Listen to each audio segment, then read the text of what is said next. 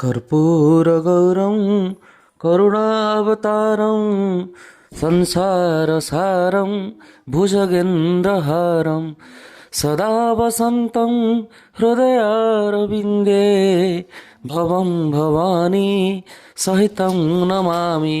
नमस्कार, जय जगन्नाथ बंधुगण, शुभ सकाळ।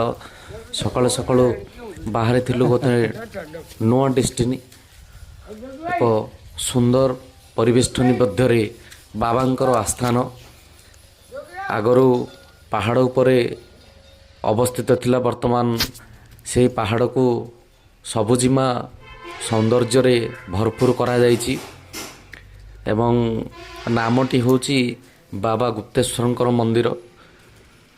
अपरूप सौंदर्यर गंता घर भितर अवस्थित मंदिरटी देखिले लगे सतरे सौंदर्य पूरा भरपूर होईछि। बाबाटी पाहाच उपरे पाहाच चढ़ी जावाकू हुए बाबा को दर्शन करिया को गले बाबांकर मंदिर